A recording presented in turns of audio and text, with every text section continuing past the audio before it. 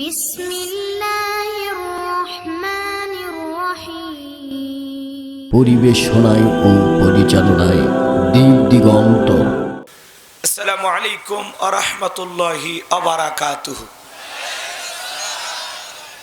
আমরা শুকরিয়া আদায় করতেছি সেই মহান রবের দরবারে, যে আল্লাহ পাক অত্যন্ত দয়া করে, করুণা করে, মায়া করে, মহব্বত করে, ভালোবেসে, পছন্দ করে, যাচাই বাছাই করে কোরআন শোনার নিয়তে আজকের এই জান্নাতি বাগানে, জান্নাতি পরিবেশে বসার সুযোগ করে দিয়েছেন। সে মহান রবের দরবারে সিজদা অবনত চিত্তে কালিমাতুশ শুকর আদায় করে পড়ছি আলহামদুলিল্লাহ। হয় নাই কৃপণতা অলসতা দূর করে মুসলমান হিসাবে সিংহের মতো, বাঘের মতো গর্জন করে আল্লাহর দেয়া জবান দ্বারা দুইটা ঠোঁট নাড়ায় চিৎকার মেরে বলুন আলহামদুলিল্লাহ। পড়ুন রব্বানা লাকাল হামদ হামদান কাসীরান তাইয়িবান মুবারাকান ফি।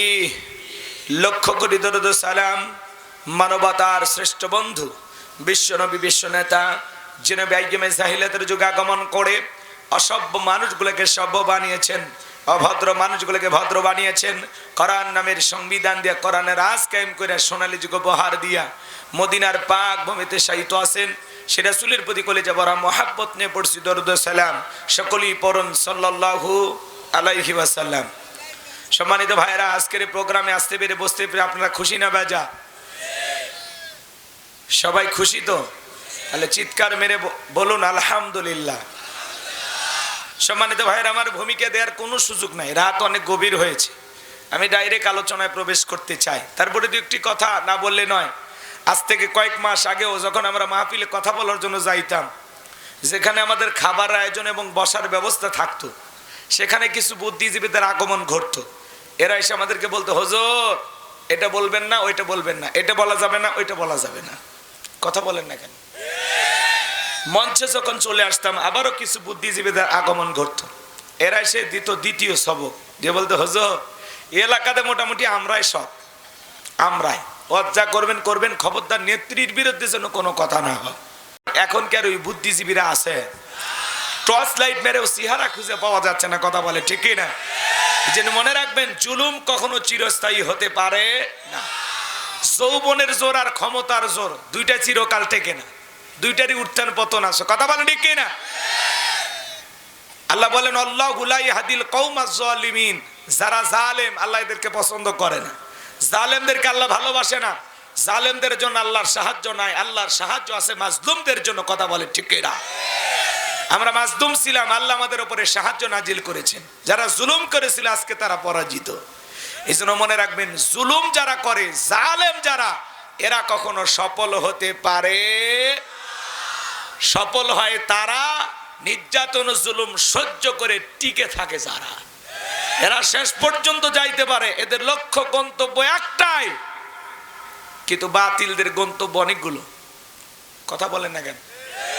এই জন্য ভাইয়েরা আমার, মনে রাখবেন, অনেক বাতিলেরা রক্ত চক্ষু দিয়ে আমাদের দিকে তাকায়, কি যেন ইশারায় বুঝাইতে চায়। আপনি কার দিকে চোখ রাঙানি দেন? আপনি কাকে চোখ রাঙানি দেখায় ভয় দেখাইতে চান? আমরা মুসলিম জাতির পিতা ইব্রাহিমের সন্তান। সেই ইব্রাহিম আল্লাহর খুশির জন্য নমরুদের আগুনে পুড়তেও রাজি। কথা বলেন ঠিক কিনা? আপনি কার দিকে চোখ রাঙানি দেখান? আমরা ইসমাইলের ভাই, যে ইসমাইল আল্লাহর খুশির জন্য শুরু নিচ্ছে জবাই হইতেও রাজি। কথা বলেন ঠিক কিনা? আপনি কাকে চোখ রাঙানি দেখান? আমরা মা হাজেরার সন্তান, যে মা হাজেরা তার হাজারে ইসমাইলকে আল্লাহর জন্য কুরবানি করে দিতে পারে। কথা বলেন ঠিক কিনা? মনে রাখবেন, যুগে যুগে নবী রাসূলুল্লাহ দাওয়াতি কাজ করেছেন। তাদের দাওয়াতি কাজেও কাফের বেঈমানরা বাধার প্রাচীর তৈরি করে দিয়েছিলেন। এরপরে আল্লাহর পয়গম্বরেরা শত বাধার প্রাচীরকে ভেঙে আল্লাহর জমিনে আল্লাহর পথে মানুষকে দাওয়াত দিয়েছেন। কথা বলেন ঠিক কিনা? আপনার আমার প্রিয় নবী কালিমার দাওয়াত দিয়ে কোরআনের প্রচার করতে গিয়ে মার খেয়েছেন, রক্ত জড়িয়েছেন, দান দান মোবারক শহীদ হয়ে গেছেন। সাহাবা ইকরাম দ্বীনকে প্রতিষ্ঠিত করতে গিয়ে মার খেয়েছেন, রক্ত জড়িয়েছেন, জীবন দিয়েছেন।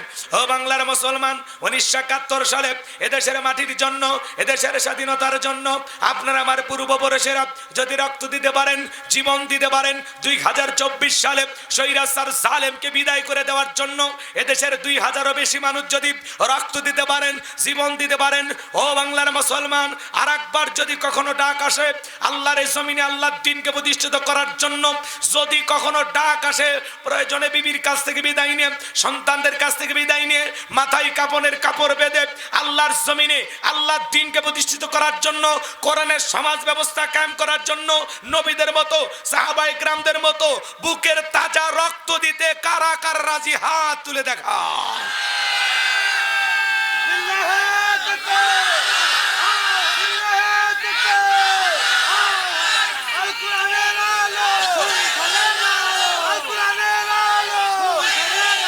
লিল্লাহে তাকবীর। হাত সোজা করেন, টান টান করে হাত তোলে।